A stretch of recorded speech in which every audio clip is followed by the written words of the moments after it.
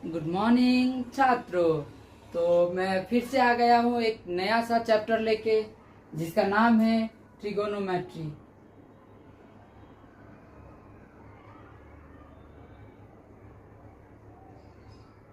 जिसको हिंदी में बोलते हैं त्रिकोणमिति।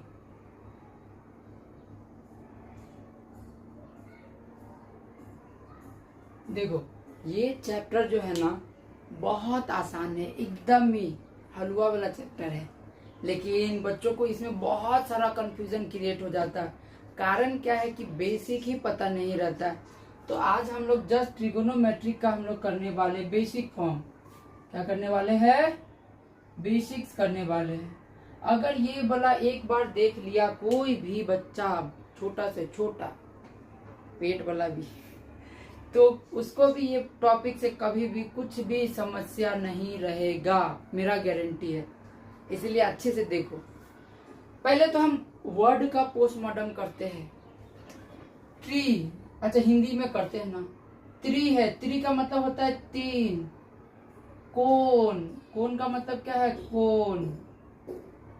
और मिति का मतलब होता है मैथ, यानी सॉल्यूशन या मेजरमेंट बोल सकते हैं ना। अब यहाँ तीन कोण भी हो सकता है, तीन भुजा भी हो सकता है, ठीक है। सिर्फ कोण नहीं, थ्री साइड्स बोलते हैं इंग्लिश में। अगर करेंगे इसको तो इंग्लिश में तीन गुण का मतलब एंगल भी हो सकता है या तो साइड भी हो सकता है। और मैट्रिक का मतलब होगा मैथ। जो जब हम कोई भी मैथ करेंगे जिसमें तीन भुजा और तीन गो कोण आएगा, उसी को हम क्या बोलेंगे? त्रिकोणमिति। क्या बोलेंगे? त्रिकोणमिति। सर कौन सा तीन को भुजा आता है? तो तुम लोग पढ़ा होगा त्रिभुज, ट्रायंगल, जिसमें तीन गो एंगल होता है, तीन गो भुजा होता है, उसको हम लोग क्या बोलते हैं? त्रिभुज बोलते हैं। अब त्रिभुज में सारा त्रिभुज के बारे में नहीं पढ़ना है। त्रिभुज में सिर्फ एक ही गो त्रिभुज के बारे में हम लोगों को पढ़ना है, जिसमें आएगा समकोण त्रिभुज। किसके बारे में पढ़ना है? इसको थोड़ा सा नीचे लिखते हैं। समकोण त्रिभुज के बारे में हमको पढ़ना है। राइट एंगल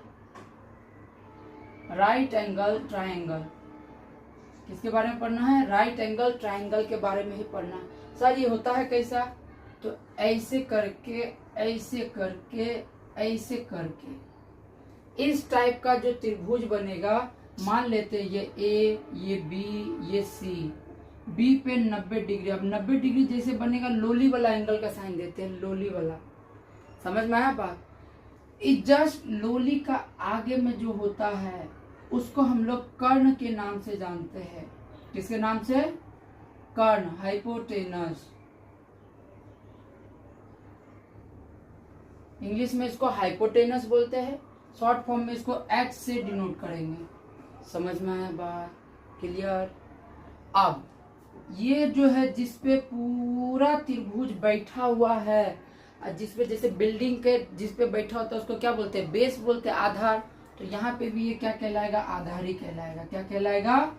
आधार। इसको हम लोग बोलेंगे इंग्लिश में बेस, डिनोटेड बाय बड़का बी। इसको किससे डिनोट करेंगे? बड़का बी से। जो खड़ा होता है, हम बेसिक क्लास में क्या बोलते हैं, प्रमेय, थ्योरम्स के क्लास में हम बताए हैं। अगर थ्योरम में भी प्रॉब्लम हो तो जाओ देखो वीडियो, थ्योरम का सब डाउट क्लियर हो जाएगा। बेसिक से देखना। लेकिन अब ये जो स्ट्रेट लाइन होगा, जो खड़ा होगा, उसको हम लोग लंब बोलते हैं। इंग्लिश में इसको बोलते हैं परपेंडिकुलर। क्या बोलते हैं? परपेंडिकुलर। बड़का पी से डिनोट करते हैं। समझ में आया? हाँ सर, ये तो समझ में आ गया। लंब, आधार, कर्ण। अब कर्ण को पहचानेंगे कैसे? तो लोली के आगे में जो होगा वो कर्ण होगा। मान लो हम ऐसा एक त्रिभुज दे दिए और तुमको हम बोल दे यहाँ पे ऐसे, तो इसका कर्ण पहचानो तो कौन सा होगा? सर हाँ, इसमें तो ये तो समकोण त्रिभुज है ही नहीं। देखो, अगर ऐसा एंगल है मतलब वो समकोण त्रिभुज है, राइट एंगल ट्रायंगल है। इसका जस्ट ऑपोजिट साइड ये हो जाएगा इसका कर्ण।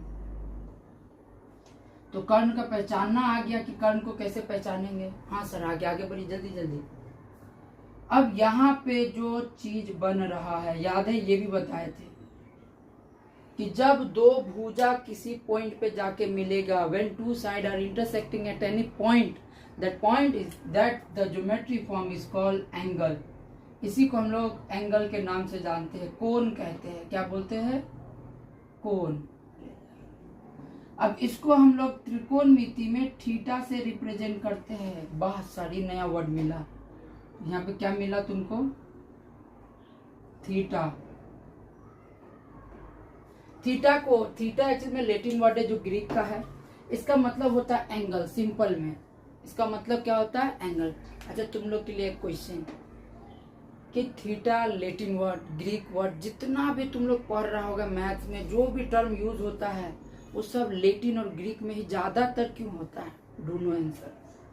क्या सर से थीटा से ही रिप्रेजेंट कर सकते हैं? नहीं बाबू, जरूरी नहीं है। Sometimes you will see alpha. कभी कभी तुमको क्या मिल सकता है? अल्फा भी मिल सकता है, अपना बेटा भी मिल जाएगा। समझ में आया? बीटा, फिर उसके बाद गामा, गामा भी हो सकता है। यहाँ तक तो सर पता है, थोड़ा नया बताइए। तो ऐसे करके मिलेगा। This is called phi. इसको क्या बोलेंगे? स्पेलिंग गलत हो सकता है लेकिन राइटिंग एकदम करेक्ट है। अंडा बना के, सुता के अंडा को पेट से काट देंगे इससे, तो क्या बन जाएगा? फाई।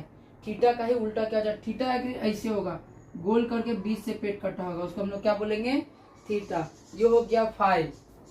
कभी कभी ऐसे करके भी यूज होगा, ऐसे करके, कभी कभी ऐसे करके भी यूज होगा, ऐसे। अच्छा, इसको ऐसे लिखते हैं, ऐसे करके भी यूज हो सकता है, इसको बोलते हैं साई। समझ में आ रहा बात? कभी कभी ऐसे करके डब्लू के तरह भी लिखेंगे, इसको बोलते हैं ओमेगा। तो ये सब एंगल से रिप्रेजेंट किया जाता है। किसको? त्रिकोणमिति के एंगल को। समझ में आया? तो देखो यहाँ तो 90 डिग्री बन जाता है, एक एंगल 90 डिग्री फिक्स होता है, हमको निकालना पड़ता है ये थीटा। अब थीटा यहाँ पे भी हो सकता है और यहाँ पे भी हो सकता है। वो थीटा है तो ये मान लो थीटा 1 है, या तो थीटा डैश है, मान लिए क्या है? Theta dash. समझ में आ रहा है? क्यों सर यहाँ पे हुआ, यहाँ पे तो हम लोग का सर नहीं बताया, तो बुर्बक था। पूरा सुनो, यहाँ पे भी बन सकता है। समझ में आ रहा है बात? थीटा कभी कभी यहाँ पे भी बन सकता है, इसके बारे में भी समझाएंगे बहुत डिटेल में, वो भी अच्छे से। अब थोड़ा सा ना हम ये 3 गो भुजा और 3 गो एंगल का कर रहे हैं, तो सबसे पहले ये 3 गो भुजा साइड का कैलकुलेशन करना सीखेंगे, 3 साइड्स का कैलकुलेशन करना सीखेंगे, यानी ये वाला। और 3 साइड का कैलकुलेशन करना हम लोगों को एक पुराना चच्चा सिखा के गया है। उस चच्चा का नाम क्या है पता है? पिथागोरस चच्चा। हाँ सर, याद आ गया। अगर याद नहीं आया तो समझ जाओ, पाइथागोरस बोलते हैं। पाइथागोरस क्या बोला है सर, थोड़ा हिंदी में बता दीजिए। पाइथागोरस ये बोला है, ध्यान से समझना, कि कर्ण का जो स्क्वायर होगा वो बराबर होता है लंब स्क्वायर प्लस आधार स्क्वायर के। ये बोल के गया है महान आत्मा। हिंदी में इसको लिखेंगे h का square equals to p square plus b square. जो अंग्रेज लोग हैं उनके लिए ये बोला, जो बिहरिया सब है उनके लिए ये बोला। समझ में आ रहा बात? तो ये बात बोल के गया। सर कुछ समझ में नहीं आया, ये क्या लिखे? तो बाबू इसको एज अ फॉर्मूला समझो, क्योंकि ये थ्योरम में प्रूफ है ना। तो इसको क्या समझो? एज अ फॉर्मूला, कि कर्ण का स्क्वायर बराबर होता है लंब स्क्वायर प्लस आधार स्क्वायर। सर कुछ पढ़ने नहीं पड़ा, हिंदी में बताइए। मान लो कि कर्ण का वैल्यू 5 है, लंब का वैल्यू 4 है, आधार का वैल्यू 3 है। मान लिए, क्या किए? मान लिए। तो चेक करो, अगर हम कर्ण का स्क्वायर निकालेंगे, यहाँ पे कर्ण का वैल्यू है तुम्हारा 5, कर्ण का वैल्यू कितना है? 5। इसका जब हम स्क्वायर निकालेंगे, कर्ण का स्क्वायर, तो कितना आ जाएगा? 5 का स्क्वायर। 5 का स्क्वायर कितना आ गया? 25। समझ में आया? अब दूसरा, ये दोनों को साथ में निकालते हैं, लंब का स्क्वायर प्लस आधार का स्क्वायर।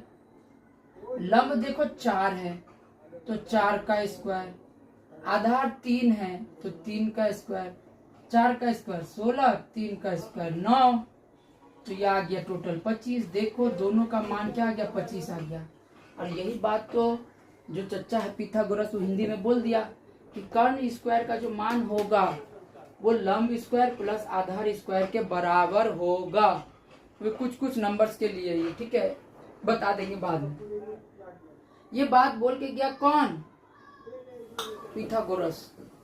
अब तुम सोचो, थोड़ा सा दिमाग लगाओ कि क्या कर्ण का मान, इसका जो लंबाई है कभी भी इन दोनों से छोटा हो सकता है? देख के ही लग रहा है कि सर ये इतनी को है, ये इतनी को, ये इतनी को, लेकिन ये वाला बड़का है, ये दोनों से बड़का है कि नहीं? तो ये मोस्ट इम्पोर्टेंट बात याद रखने वाला है कि कर्ण का जो मान होगा वो लंब से क्या होगा, ज्यादा होगा, पहला बात। और दूसरा बात क्या है कि यही कर्ण का मान आधार से भी क्या होगा सर, बड़ा होगा। क्या सर ये भी तो इससे बड़ा लग रहा है, तो क्या हम ऐसे बना देंगे, लो हो गया वो बड़ा। समझ में आ रहा है? तो ये दोनों में कोई भी बड़ा छोटा हो सकता है, लेकिन इन दोनों से ही बड़ा कौन होगा, कर्ण होगा। ये बात दिमाग में गांठ बांध के रख लो। सर कैसे होगा बताइए, सोचो ना, ये अकेला मिलके 25 बना रहा है और ये दोनों मिलके 25 बना रहा है, तब हुआ 25। तो जाहिर सी बात है ये इससे छोटा है, ये भी इससे छोटा है, तभी तो दोनों मिला है तब 25 हुआ। समझ में आया? यही बात कौन बोला है, पिथागोरस बोला है कि कर्ण का स्क्वायर बराबर हो जाता है लंब स्क्वायर प्लस आधार स्क्वायर। समझ में आ रहा बात? आगे चेक करो, अगर यहाँ से तुमको कर्ण चाहिए, क्या चाहिए, कर्ण, स्क्वायर उधर जाता है तो रूट बन जाता है, तो हो जाएगा रूट लंब स्क्वायर प्लस आधार स्क्वायर। सर ये क्या बन गया, एक और फॉर्मूला बन गया। वो कर्ण स्क्वायर का निकालने का फॉर्मूला, ये सिर्फ कर्ण निकालने का फॉर्मूला। यानी कि अगर इन दोनों में से मान लो ये दोनों दिया हुआ है और तुमको निकालना है कि कर्ण का मान कितना आएगा। अगर लंब 4 है और आधार 3 है तो कर्ण का मान कितना आएगा, चेक करते हैं। देखो अंडर रूट लंब 4 है तो 4 का स्क्वायर प्लस आधार 3 है तो 3 का स्क्वायर। चेक करो, 4 का स्क्वायर आ जाएगा 16, 3 का स्क्वायर हो जाएगा 9, ये हो गया 25 और 25 का रूट टूटेगा तो ये आ जाएगा 5। बहुत कोई इसमें समस्या होता है कि सर 25 5 कैसे बन गया, तो बाबू जाके करने का चैप्टर कर लो। अगर समस्या है तो फिर भी हम हिंदी में बता दे रहे। 25 का लॉस ले लो, 5 5 25, यानी 2 को 5 आया अंदर में जोड़ा बनाते, एगो जोड़ा बना, एगो 5 बाहर, अंदर में कुछ बचा नहीं, बचा तो रूट अपने आप हट जाएगा। जितना जोड़ा बनेगा उतना बाहर करेंगे, जो बच जाएगा उसको रखेंगे, और यहाँ तो कुछ बच ही नहीं रहा इसलिए रूट हट जाएगा। ऐसे करके हम क्या का मान निकालते हैं, कर्ण का मान निकालते हैं। समझ में आया बात? हाँ सर थोड़ा थोड़ा आ रहा है, बाबू ध्यान से समझो, कान से सुनो, ध्यान से देख लो, तब पूरा समझ में आएगा। चेक करो यहाँ से, अब अगर यहाँ से लंब निकालना होगा तो ये प्लस में इधर आएगा तो माइनस में हो जाएगा ना। चेक करो, यहाँ से हम लंब स्क्वायर लिख रहे हैं, इस तरफ सिर्फ लंब स्क्वायर बचा, ये प्लस इधर चल जाएगा तो माइनस हो जाएगा, तो इधर में ऑलरेडी कर्ण स्क्वायर था ही, ये प्लस इधर चल गया तो हो गया माइनस आधार का स्क्वायर। तो यहाँ से लंब का भी फॉर्मूला मिल जाएगा तुमको, लंब बराबर हो जाएगा अंडर रूट, स्क्वायर उधर जाएगा तो रूट हो जाएगा, कर्ण का स्क्वायर माइनस आधार का स्क्वायर। हाँ सर अब आ गया समझ में, ये हो गया तुम्हारे पास किस चीज का फॉर्मूला, लंब का फॉर्मूला। अभी ये सब कैसे क्वेश्चन देंगे तब ज्यादा समझ में आएगा। सेम एज इट इज अगर हम यहाँ पे ऐसे करते कि अब आधार को इधर छोड़ दिए, लंब को उधर ले जाते, तो आधार का स्क्वायर इधर ले जाते, इधर में ऑलरेडी कर्ण था ही, तो कर्ण का स्क्वायर माइनस हो जाएगा, नहीं लंब यहाँ कुछ नहीं तो प्लस में इधर जाएगा तो माइनस लंब का स्क्वायर। तो चेक करो, कर्ण का रूट हो जाएगा ना, आधार निकाल रहे हैं, इधर गया तो रूट हो गया। बाप रे बाप गर्मी।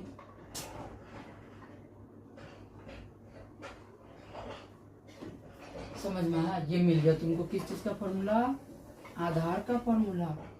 मान लो ये नहीं दिया हुआ है और तुमको आधार निकालना है, तो आधार कैसे निकालेंगे सर, कर्ण तो दिया है 5, कर्ण कितना है 5, तो 5 का स्क्वायर माइनस लंब दिया हुआ 4, तो 4 का स्क्वायर निकालेंगे तो 5 का स्क्वायर हो जाएगा 25 और 4 का स्क्वायर हो गया 16। इसको कर देंगे तो आ जाएगा 9 यानी 3 का स्क्वायर होता है। 9 किसका स्क्वायर 3 का। और तुम लोग सोच रहे होगा सर इसका बताए, इसका काहे नहीं बताए, काहे इसके लिए जगह ही नहीं बचता इसीलिए नहीं बताए।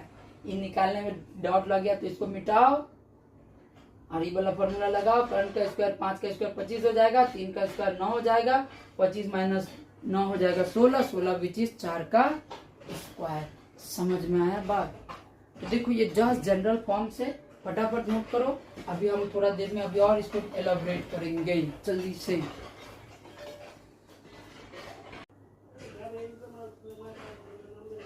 सुनो देखो ध्यान से, ठीक है। अब हम मूव करते हैं कि साइड का वैल्यू कैसे निकालेंगे। तो कुछ क्वेश्चन हम दे रहे, जनरल क्वेश्चन, घर में तुम लोग अभी बनाना प्रैक्टिस करना। कि ये मान लो 8 है, ये 6 है, तो ये कितना होगा। फिर उसके बाद दूसरा क्वेश्चन, ये अगर 10 है, ये 25 है, अगर ये 20 है तो ये कितना होगा। ये अगर 12 है, ये 13 है तो ये कितना होगा।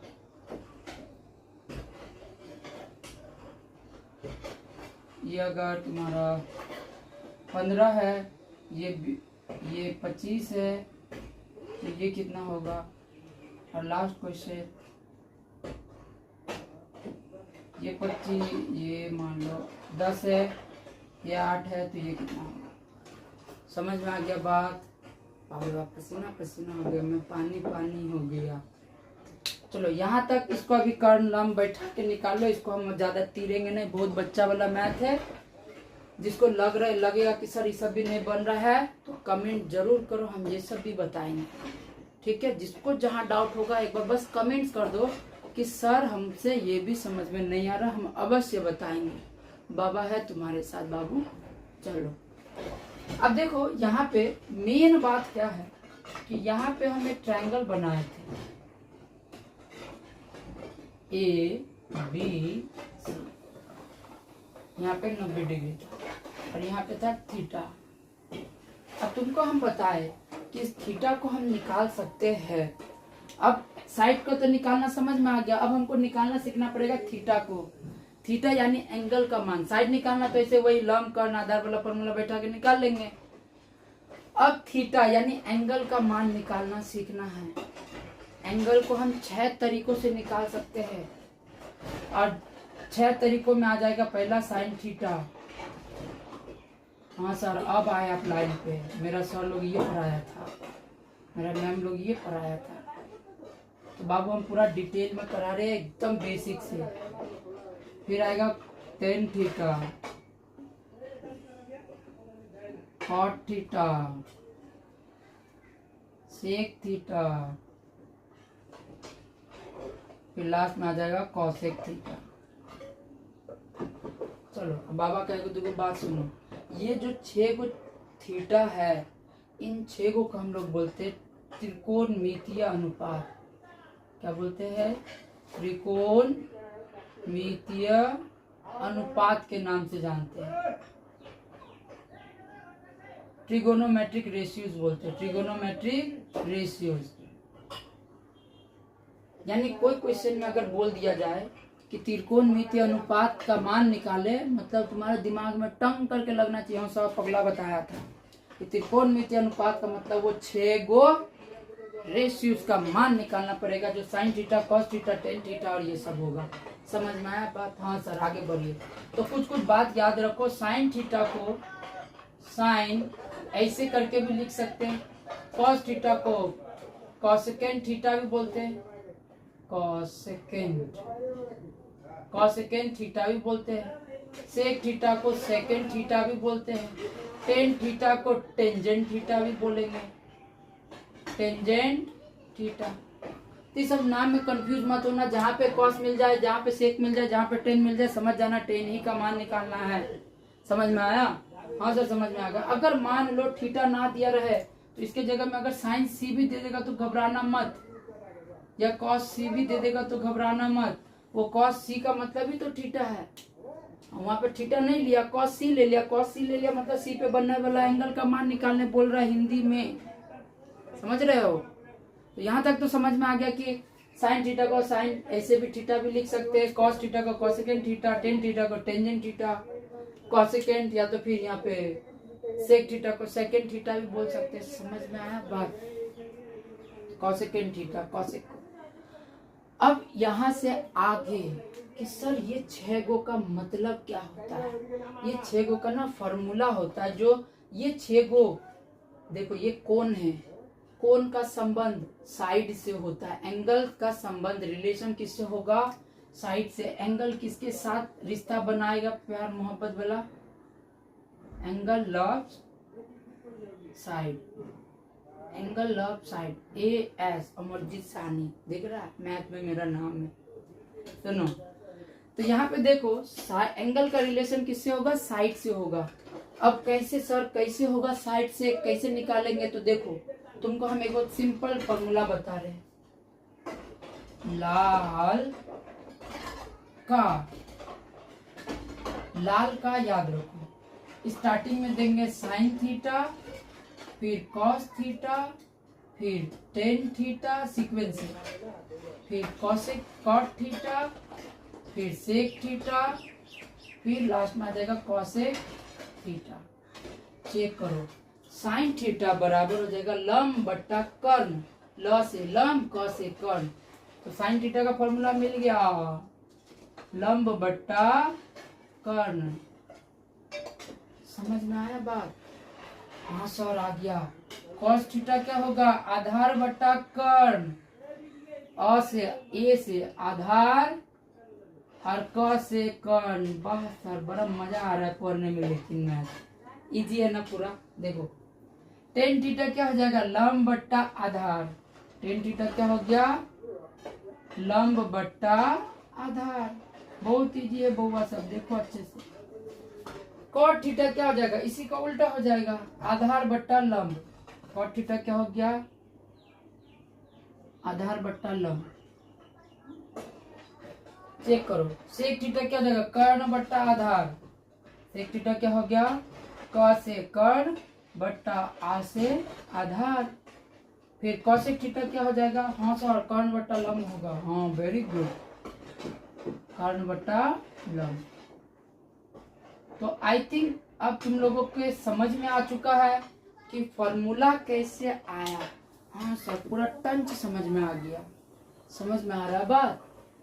तो देखो अब विद्यार्थी 2 प्रकार का होगा, एक होगा बिहरिया सब, अब एक होगा अंग्रेज सब। ये तो बिहरिया के लिए है। बहुत कोई सर इंग्लिश में बोलिए ना, इंग्लिश में क्या बोलते हैं, तो इंग्लिश में ऐसे याद रखो, देखो ध्यान से।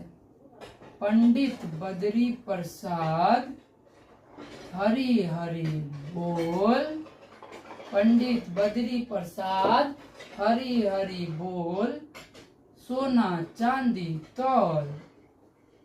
क्या बोले, पंडित बद्री प्रसाद हरी हरी बोल, सोना चांदी तौल।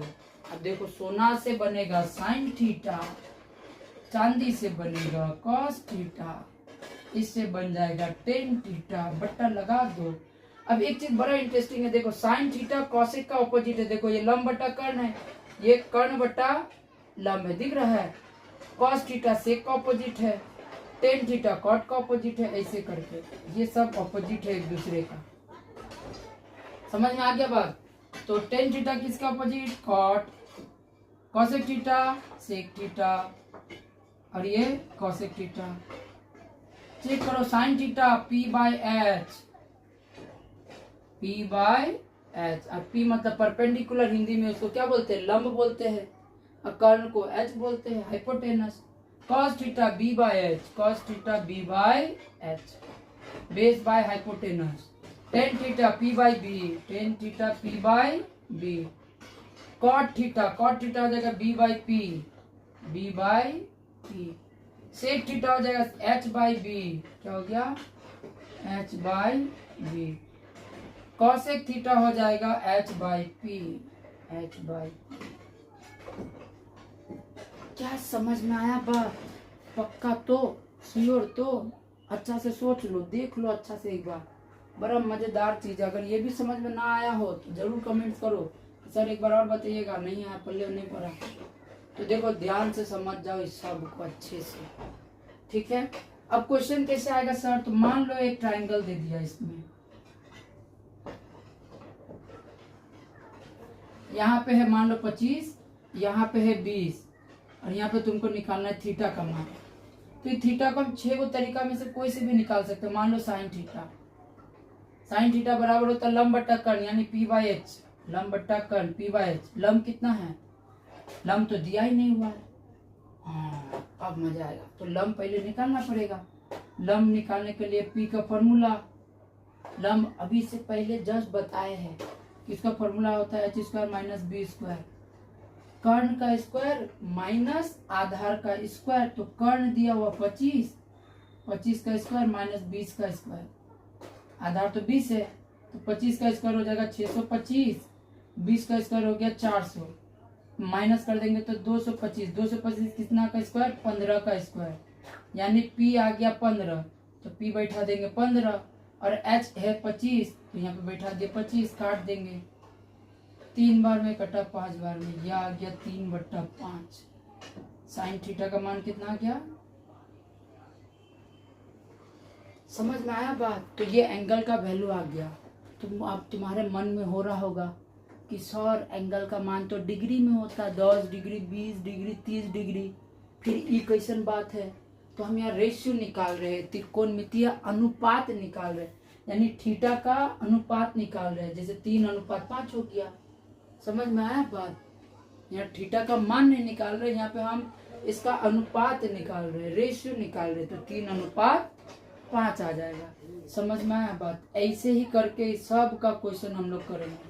मान लो इसमें अभी आएगा, जब 23.1 बताएंगे ना तब ज्यादा डिटेल में बताएंगे, ठीक है। समझ में आ गया बात।